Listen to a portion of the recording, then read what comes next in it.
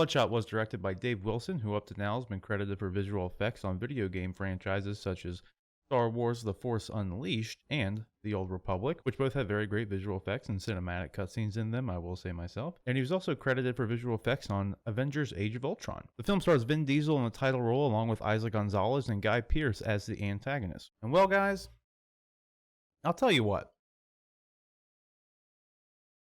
It's a movie.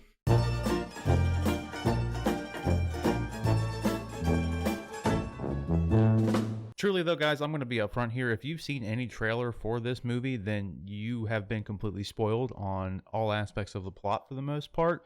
So hopefully I would say if you haven't seen any trailers for the film, then you might actually have a better time going into this movie. Unfortunately though, like I said, the key plot points of this film were pretty much just given away in all the trailers. So spoilers given away in the trailer aside, the movie really isn't any more than a 90-minute version of the trailers themselves anyways. And first off, what really suffers the most in this aspect is this overall character development, especially for Vin Diesel's character. They should have spent a lot more time in the film actually exploring the humanity of the character of who inevitably becomes Bloodshot, but actually explore, more of the human side of that character prior to all the superhero stuff. Because no joke, in the movie, within like the first 10-15 minutes of the film, he's a superhero now. That's just where you're at. For instance, the studio has released the first 9 minutes of the film online for anybody to see, so you could just go on YouTube and search for, Bloodshot first 9 minutes, and you can watch the intro to the movie. And I'm telling you, and I'm not lying, that first 9 minutes is really the only character development you get for Vin Diesel's character prior to him becoming Bloodshot. That's it. That's not a spoiler or anything, and I'm not going to get into spoilers here. I'm going to try to keep it light, but like I said, if you've seen a trailer and if you've seen those 9 minutes, just imagine 90 more minutes of that. That's pretty much the movie. And like I said, throughout the movie, there isn't the greatest character development, which is probably my biggest flaw for the film overall. But aside from that, they just reveal far too much about the story way too quickly without giving really any information. And with that, that pretty much leads to my biggest gripe of the film, where it's just character development. They reveal way too much of the plot of the movie far too quickly without really doing any sort of character development or giving any sort of character motivations to the audience in any way, shape, or form. It's almost like they didn't want to spend too much time on any sort of origin kind of story. They just wanted to kind of jump right into the fun stuff that happens in the sequels to like superhero movies. And now, I'm not saying any movie needs a whole backstory for like every single character or anything, but adding a little bit more depth to Vin Diesel's character in particular, the main protagonist of your story, having some sort of connection with the character is very important. Think of Thanos, for instance. He's the bad guy in Avengers Infinity War and Endgame, but they did a very good job of letting you see where he was coming from. You understood what he was doing. You understood him as a person, as a character. Understanding the motivations of the characters just improves the audience experience, because when things happen on screen, they're involved. They care. When you just kind of just throw up some like visual noise, that's all it is visual noise, kind of like the Transformers movies. I mean, it's just a bunch of cool looking stuff, but like you don't really care about anything that's happening because you haven't been presented any information to let you care. That being said, my biggest gripe with the film is the fact that the whole twist that Bloodshot is just being manipulated and used against his will, that should have been revealed far later in the movie, not in the beginning of the second act. And like I said, this is all revealed in the trailers. So you see that all the trailers dictate and showcase that Guy Pearce can just reset Bloodshot whenever he wants to. And that should have been more of a secret, in my opinion. That should have been the actual twist, because you knowing that's going to happen completely kind of kills the momentum of the story. In the beginning of the movie, they kind of set it up to where you don't know that, right? Like obviously it's in some ways set up to where that's supposed to be a reveal, but it was already revealed to everybody in the trailer. So it just negates the whole point of having any sort of twist or reveal, because we all knew it was coming. And like I said, I'm not going to get into any spoilers or anything on here, but I am going to expound upon like some characters' actions and what little bit of motivations they maybe had or lack thereof. So maybe light spoilers ahead, but I'm not going to give any names of the characters. I'm going to leave that all up to your own interpretation.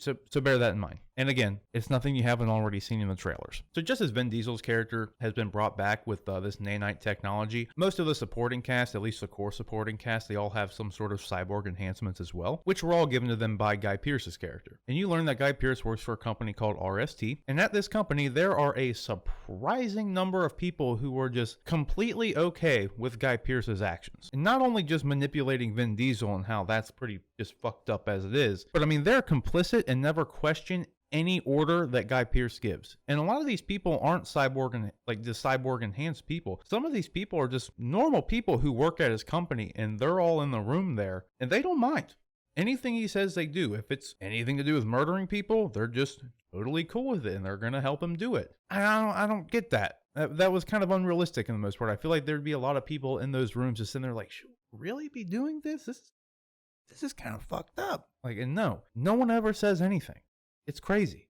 What makes it more crazy is that a lot of these things, and like you said, from the trailer, like Guy Pearce is manipulating and using Bloodshot and sending him out on these killing sprees and everything.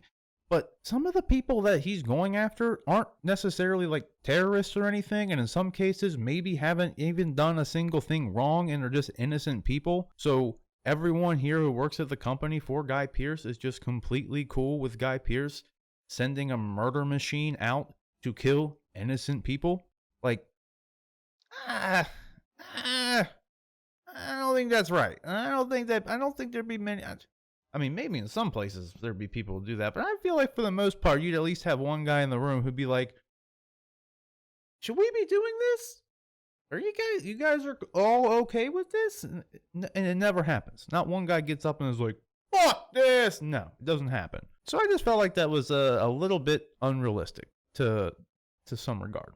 Just a little bit. And to elaborate on that, like there's even a point where one of the characters begins to actually show some remorse, all right, and some guilt for like what they're doing, what Guy Pearce is doing, particularly just with manipulating Vin Diesel and everything. But then Guy Pearce essentially threatens them and says, "Oh, like if you don't do what I say, I can disable your cyborg stuff and kill you," right? So it's like, okay, that makes sense then. Like I understand why this person would not be able to like go against Guy Pearce's will, because if they do anything wrong, then they'll be killed themselves. And I feel like that was one thing that the film really missed out on, which goes back to the character motivations and everything, is just had they shown that Guy Pearce's character had complete control over, in particular, all the cyborg minions at the very least, you would understand why some of them were just be completely okay with doing everything he wants to do.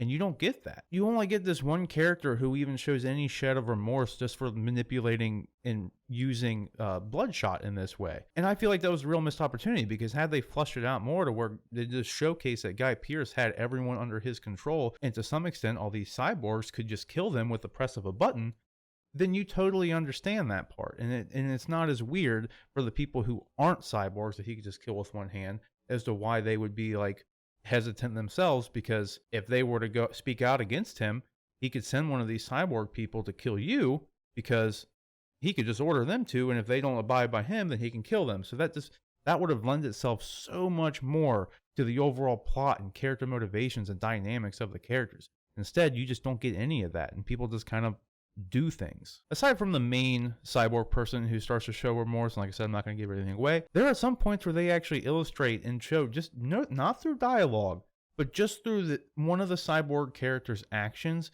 where they are kind of questionative. They went out of their way to show that this character did show some sort of remorse and like saw everybody around them as like equals to some degree, and that like he was a little bit hesitant in his actions. I think that's probably the best way to describe it, to where they didn't blatantly disregard any orders or anything, but whenever they were given an order that they may have thought was a little bit questionable, you saw some hesitation and just some internal contemplation within their head going on about this order they were just given, and they don't go anywhere with it. And it just makes me think, like, why would you even showcase the fact that this character shows any sort of cognitive recognition that this stuff that he's being told to do is not super cool, if you're just not going to do anything with it? So like in the end, you have this character who, you can tell doesn't really agree with everything that's going on and sees things from a different perspective in some ways, but just continually follows these orders given by Guy Pearce to just kill and do whatever he says. So what's the point?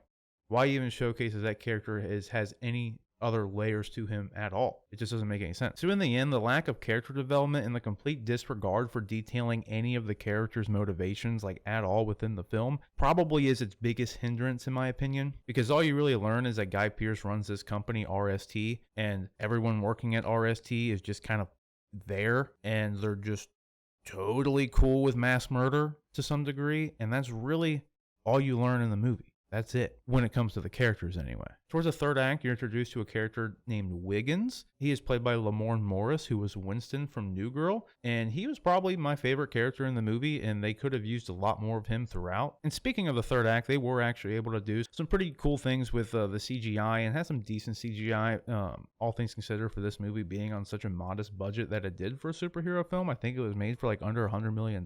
You could definitely tell that the experience that the director had with visual effects and everything definitely lent itself to being able to provide a good visual experience on a very low budget, which I thought the movie definitely needed. So I mean, because without any of the cool visuals or anything, then this movie pretty much wouldn't be worth your time. I would hate to say it, but since there is some decent action scenes and the CGI isn't laughable by any means, and I think you could have some fun with it in a lot of areas. So keeping in line with some positives, there was a chase scene in particular as far as the action goes towards the third act of the film that they were able to actually showcase some pretty unique and some cool things with a couple of the cyborg characters. That was definitely a positive, I'd say, for the film overall. That being said, I probably wouldn't recommend buying this film outright. I'd probably just wait until you could see it on a streaming service that you already have, so you wouldn't have to spend any money on it. So it does have some redeeming action scenes and some decent CGI. All the performances were good as well. The best way I could describe Bloodshot is that it is a very solid